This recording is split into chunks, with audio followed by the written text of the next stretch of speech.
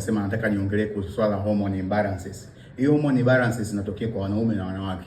Dalili ni kwamba mwanaume anapata matiti, ana hips za kike, mwanamke kutoka na ndivu labda na vitu kama hivyo.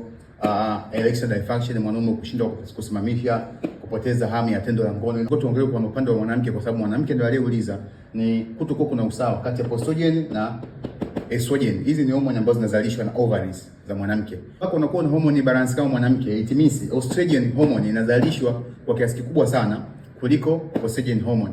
Na sababu ni zile zile. Kama dalili gani? Tunasema kwanza unapata period, painful period. Ukipata period hiyo bila kumeza gofe ni utoboi.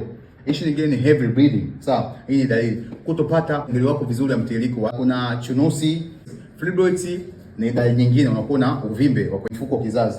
Okay, so ukiwa na PCOS pia ni dalili nyingine kwa una hormone, unakula sana bia, unakula sana matunda na vitu vya sukari.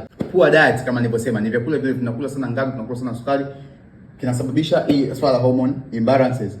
Matumizi ya dawa za fluoride. Huwa naombea watu wanasema mimi natumia fluoride lakini natema. Mdomo wako kuna enzymes, kuna kila kitu, kuna tissues zinaabsorb hii fluoride. Sasa naambia watu wasitumie dawa za fluoride. Ni mbaya kuliko mnavyodhania. Kitu kingine ni skin care lotion. Wanawake mambo mengi sana. Ndio maana hii swala hormone imbalance kwa wanawake limekuwa kubwa sana. Mnatumia makemikali, mnatumia kemikali hili, mnatumia skin care hii, mnatumia lotion hii, Isuri Bed kila siku, makeup na foundation, ngano na bidhaa zake zote. Hivi vitu navyo vya kuacha. So mbegu, mafuta mbegu. Ni mafuta mabamba unatakiwa kuacha, pia na pombe. So nini kifanyike? Kwanza anza kutumia chumvi. Sawa?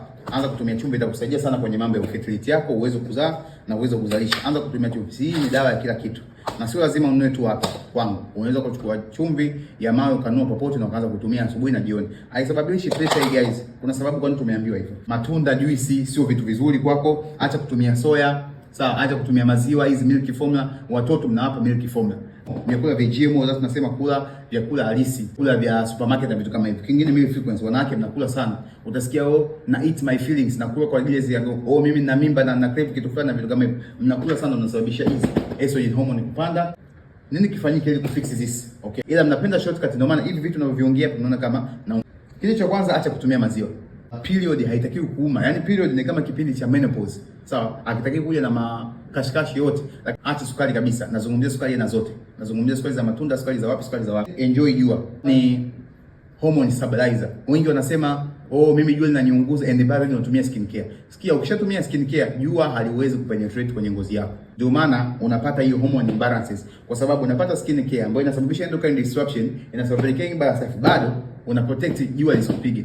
Madawa kupunguza nguvu, maumivu, punguza uzito, anza kufanya mazoezi mara kwa mara. Kitu kingine, tumbo bila kutoa tumbo natoa kila siku, kama usijui jiongeze kwenye kuplan. Kitu kingine ni punguza meal frequency. Acha kula mara kwa mara.